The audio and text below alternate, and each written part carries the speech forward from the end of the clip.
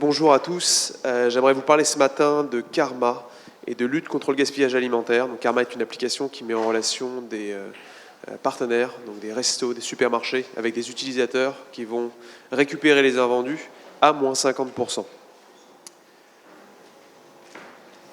Donc quelques mots d'abord sur le gaspillage alimentaire. Le gaspillage alimentaire, c'est un problème qui est considérable, avec des enjeux éthiques, économiques, environnementaux. On parle d'1 milliard de personnes dans le monde qui ont faim, et le gaspillage alimentaire, donc un tiers de toute la nourriture produite depuis la distribution jusqu'à la consommation, est jetée. Et avec cette nourriture-là, on pourrait nourrir 4 fois les gens qui sont dans le besoin. C'est un problème qui coûte très cher. On parle d'1,2 trillion de dollars par an, un chiffre en augmentation, puisqu'on prévoit 25% d'augmentation dans les 10 prochaines années. Et c'est un problème, enfin, qui est environnemental, puisqu'il représente à lui seul 8% des émissions de gaz à effet de serre au niveau global. Donc c'est dans ce contexte-là que Karma a été lancé. Notre but aujourd'hui, c'est de construire la première Zero Food Waste Generation. Et le but, c'est de lutter donc contre le gaspillage alimentaire et de l'éliminer totalement, encore une fois, depuis la production jusqu'à la consommation, en passant par la distribution. Donc Karma a été créé il y a un peu plus de 2 ans. C'est une start-up suédoise qui est aujourd'hui utilisée par 5% de la population suédoise, qui a marché très fort, très vite là-bas, et qui a été donc créé par 4 fondateurs. Le siège est à Stockholm. L'année dernière, l'Angleterre a été lancée, et la dernière levée de fonds qui a eu lieu a été l'été dernier. On a levé 12 millions de dollars en série A, et c'est dans ce contexte-là qu'on a pu lancer la France en début d'année, et on a accéléré l'international suite à cette levée. La France a été naturellement le troisième marché. Je vous ai donné quelques chiffres au global tout à l'heure. Aujourd'hui en France, vous avez 9 millions de personnes qui vivent sous le seuil de pauvreté, 15 millions qui n'arrivent pas à boucler les fins de mois, qui n'ont plus d'argent sur leur compte le 10 du mois. Le gaspillage alimentaire représente 3% des émissions de gaz à effet de serre de la France, et c'est un problème qui coûte, selon les estimations, entre 15 et 20 milliards d'euros à l'échelle nationale. Il y avait donc un terrain fertile. Il y a un grand maillage de restaurants aujourd'hui à Paris. C'est ce qui fait que ça a été naturellement la première ville dans laquelle on s'est lancé en France. Vous avez une certaine appétence aussi pour les solutions tech et la food tech. Deliveroo, Uber Eats, FoodChéri, PopChef sont des applications qui ont bien marché et qui marchent bien en France ces dernières années. Et c'est donc naturellement qu'on s'est lancé à Paris. Donc très concrètement aujourd'hui, comment ça se passe pour un utilisateur Karma, donc vous, moi, vous pouvez télécharger une application et récupérer donc les invendus à moins 50%. Sur Karma, vous pouvez choisir précisément ce que vous allez aller récupérer. Donc très concrètement, vous avez accès sur l'application aux restaurants autour de vous. Vous pouvez choisir très précisément le restaurant et surtout le plat que vous allez aller récupérer à moins 50%. Vous vous présentez ensuite auprès du restaurant ou du supermarché ou de la boulangerie pour récupérer votre commande, et le tour est joué. Côté partenaire, c'est une application également, et il y a plusieurs avantages. Donc on aide les partenaires, tout type de partenaires, tous les acteurs qui travaillent de près ou de loin avec la nourriture peuvent être en partenariat avec nous. Il y a plusieurs intérêts pour eux. Les principaux, c'est financier, monétiser leurs invendus plutôt que de les jeter.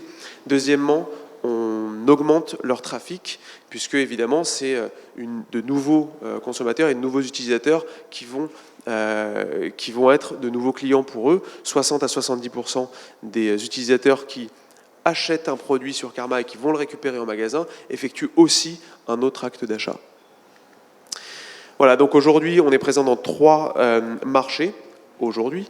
On travaille avec plusieurs milliers de partenaires et l'application est utilisée par un peu moins d'1 million d'utilisateurs après seulement 2 ans de création. On a aussi des partenariats stratégiques grâce à des acteurs stratégiques comme Electrolux qui sont entrés au capital, avec lesquels on peut tester des solutions innovantes, avec ici un frigo connecté qui permet de scanner directement depuis l'application, et il y a un lien avec l'application et ce frigo. Et j'en ai terminé, donc Karma répond, je pense, assez bien à la problématique Shopping for Good, où on aide les utilisateurs qui cherchent plus de transparence à lutter contre le gaspillage alimentaire. Et donc on est une application accessible niveau prix, puisqu'on permet d'acheter à moins 50%. Donc on aide les utilisateurs à mieux consommer et moins cher, donc avec un impact positif sur le budget alimentaire au quotidien, et une accessibilité face avec la simplicité d'utilisation de l'application. Voilà. Merci beaucoup. Merci beaucoup, Alexis. Florent.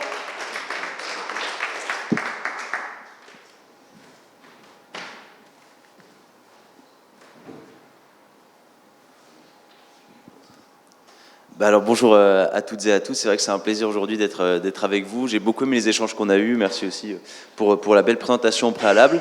Donc je suis Florent Hellé, très jeune ingénieur agronome, j'ai été diplômé l'année dernière de l'ENSAE de Nancy, et avec mon cofondateur Théo qui lui est ingénieur en industrie alimentaire, on a décidé de lancer notre marque Simple qui commercialise 2 types de boissons. Donc une collection de potions, ce sont des potions énergisantes et des potions relaxantes qui sont en fait des mélanges complexes entre des plantes médicinales et des jus de fruits français, et des infusions pétillantes qui sont sorties maintenant il y a 1 mois et demi, donc on a un petit peu moins de recul sur le marché. Mais aujourd'hui, je voulais partager ce retour d'expérience parce qu'on a beaucoup entendu parler de confiance avec le consommateur.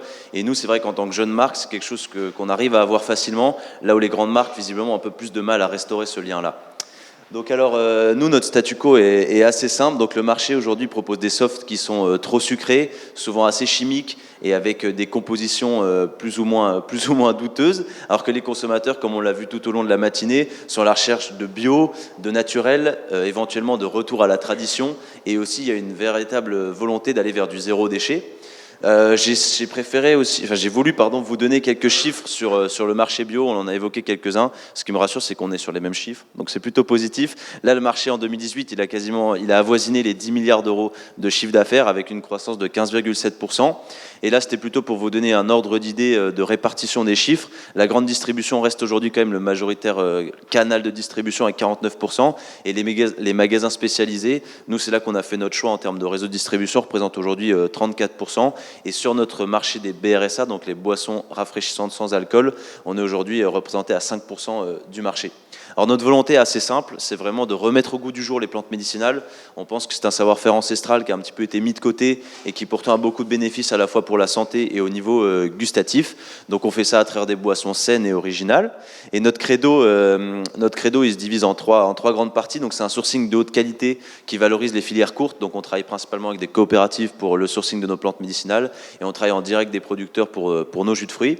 C'est également être engagé contre le plastique, le chimique et le sucre. Donc ça, c'est assez facile à mettre en place aujourd'hui, et faire entrer nos plantes dans nos vies, donc à la fois sensibiliser et éduquer le consommateur final.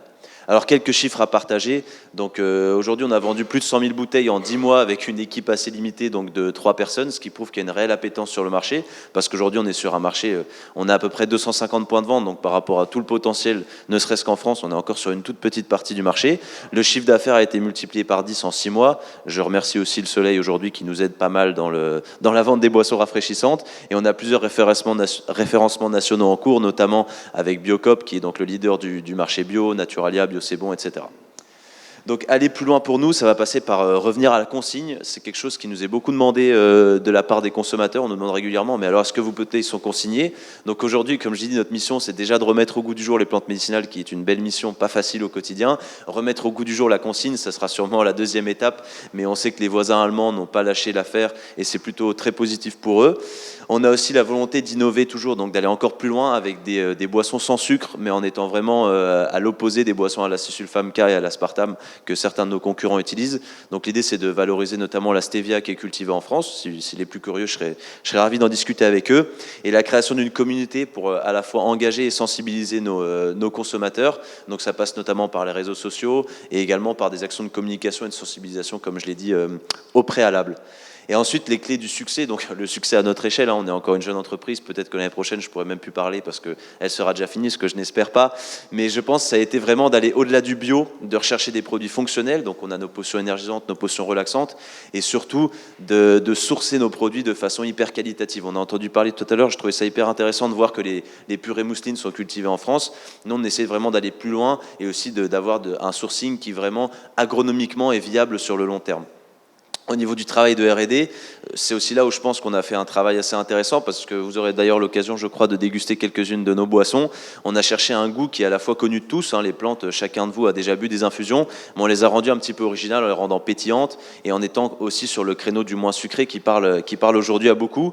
Et un travail poussé sur le branding, donc simple en fait, les simples médecines, c'était le nom des plantes médicinales à l'époque de l'herboristerie. Donc l'idée c'est de les remettre au goût du jour à travers nos boissons et également un packaging assez attrayant, on va vous en juger par vous-même. Et effectivement, le dernier point qui me semblait intéressant, c'est vraiment restaurer cette confiance auprès du consommateur. Là où les grandes marques aujourd'hui ont du mal, donc elles rachètent en général des petites marques pour réussir à redorer leur blason et à recréer ce lien. Et c'est vrai que c'est là aujourd'hui, je pense que les petites marques ont une longueur d'avance parce qu'on a plus facilement, on a plus de facilité à croire quelqu'un comme moi qui est ingénieur agronome en disant qu'on fait attention à notre sourcing que lorsque Coca-Cola va vous dire qu'il fait une boisson bio.